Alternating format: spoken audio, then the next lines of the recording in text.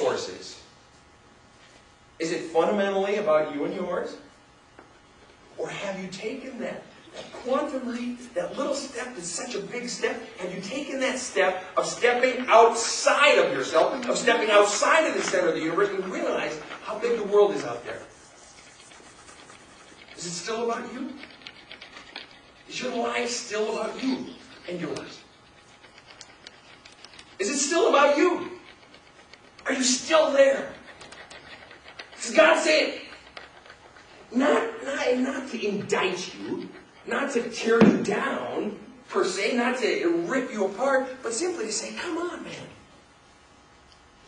This is life. Do you want to be alive? Truly, sincerely, do you want to be alive? You think you're alive now, you're not. Is what this text is saying. It's what Jesus iterates and reiterates throughout Scripture. Do you want to come alive? Do you want to know passion in your soul?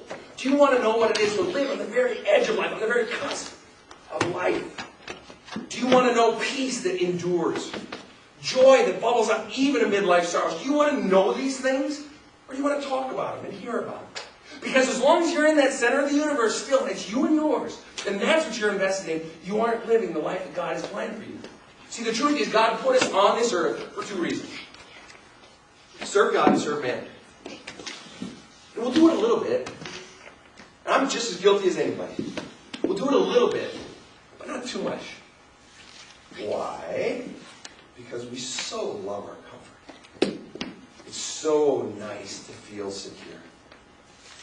Abraham Maslow's hierarchy of human needs. You've heard me bring it up before. Core human need, the need for security. And the truth is, folks, if you feel secure, you're not on God's path.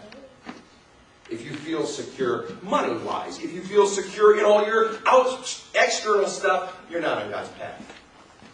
God's security is very different. It's something in here that no matter what happens out here, it's that knowing that I am going to be okay. That I am in God's hands. I'm right there. I'm right there. No matter what happens, I'm just right there. If it doesn't hurt, you're not on the path yet. But it's a chosen suffering. Now, when I talk about it, if it doesn't hurt, you're not on the path yet. I want to make this very, very, very clear. Remember, there's a suffering that comes to you that you don't choose. If that hurts, get through it, get out of it, keep moving forward. As the old saying goes, if you're going through hell, keep going. Eventually you'll get out the other side. I'm talking about if it doesn't hurt on the path that you chose, on that call that's in your heart, that God has put deep in your viscera, that call to follow. You're going to suffer on that path. But what greater joy. And I'm not even talking spiritually, people. I'm just talking about life. Willa Cather, the great American novelist, wrote, "There's nothing greater in life than to be absorbed in something greater than yourself." To have a call that transcends yourself, that is bigger than you, that is life-serving, that is God-serving, that serves humanity, and to suffer, and to push, and to challenge, and to sweat for that. I talked to the children about practice, right? About working hard. Hard work feels good. Can feel good. As long as there's rest that accompanies it. But it feels good, and hard work for something. That's invested in something that's bigger than you, where you lay in bed at the end of the day and a smile just creeps onto your face. And it's that feeling, yes, I am finally alive.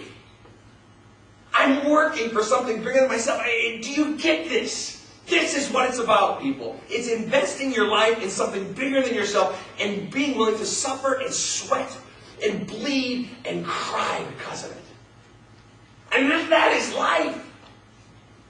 And if it doesn't hurt in this path that you have chosen, and if you haven't chosen the path, it may be about time.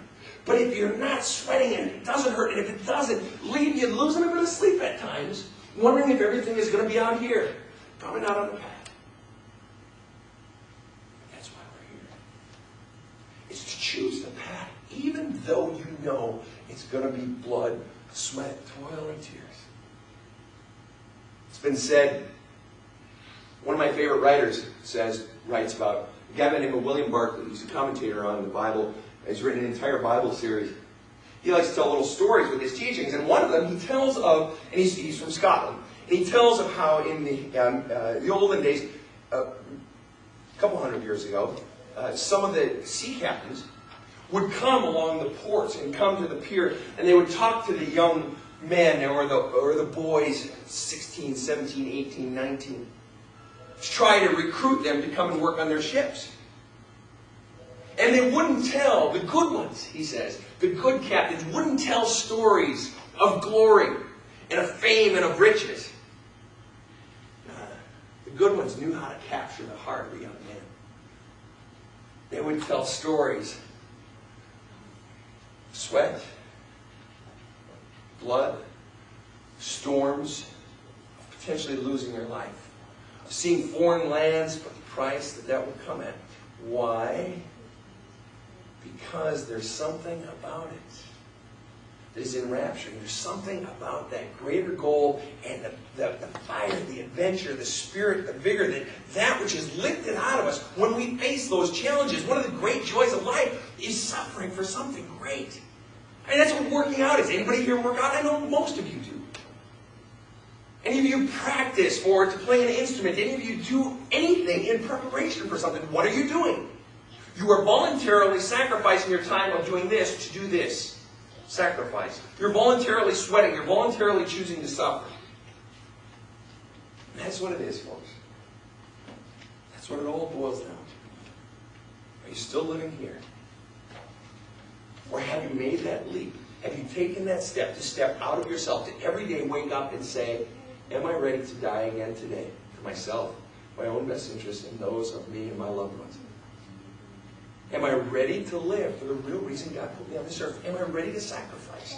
Am I ready to sweat? Am I ready to even suffer? To choose it. So that's the question of the week. Are you ready? Are you in your comfort zone still? Are you ready to step out of that comfort zone? Are you still in the center of the universe? Because at some point, folks, if you really want to live, there is only one way. It's to give your life in service of humanity and of God. To sacrifice yourself and to choose that path of suffering. And so the question this week is simply this. Are you ready? Because when you're ready, God's got a heck of a life in store for you.